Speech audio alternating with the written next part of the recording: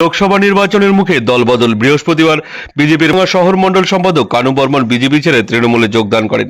এদিন তার হাতে তৃণমূলের পতাকা তুলে দেয় জেলা চেয়ারম্যান গিরীন্দ্রনাথ বর্মন, শহর ব্লক সভাপতি বিশ্বজিৎ রায়।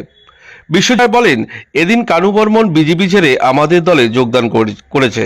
আগামী দিনে আরও বেশ কিছু নেতাকর্মী আমাদের দলে আসবেন, তারা যোগাযোগ করছেন। কানু বর্মন এখন থেকে আমাদের দলের হয়ে কাজ করবে।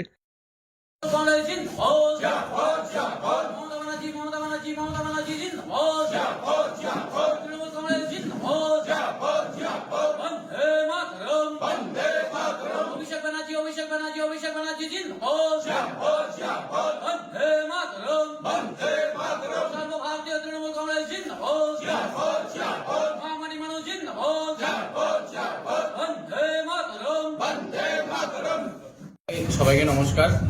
আমার পক্ষ থেকে এর আগে আমি ভারতীয় জনতা পার্টিতে ছিলাম, বর্তমানে সর্বভারতীয় তৃণমূল কংগ্রেসে যোগদান করলাম।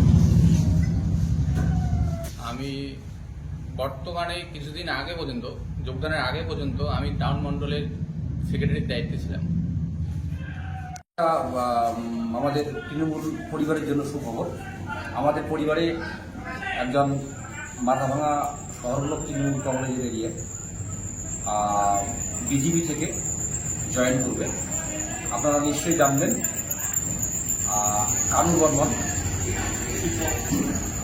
বিশিষ্ট শিক্ষক এবং মাথাভাঙা শহর মণ্ডলের সেক্রেটারি। এছাড়া উনি বিভিন্ন সময়ে বিজেপির বিভিন্ন দায়িত্ব পালন করেছেন দীর্ঘদিন ধরে। দক্ষ সাংগঠনিক। উনি ২ নং ব্লকে ৩ নং মণ্ডলের যুব প্রেসিডেন্ট ছিলেন। জেলা যুবতেও উনি দায়িত্বে ছিলেন। তো উনি ২ নম্বর ব্লকে বিশেষ করে বিজেপির পক্ষ থেকে দারুণভাবে কাজ করেছিলেন এবং এখন মাথাভাঙায় আছেন উনি। উনাকে আমরা মাথাভাঙা শহর ব্লক তৃণমূল কংগ্রেসের পক্ষ থেকে আমরা সাধুবাদ জানাচ্ছি আমাদের এই তৃণমূল কংগ্রেসের পরিবারে যোগদান করার জন্য।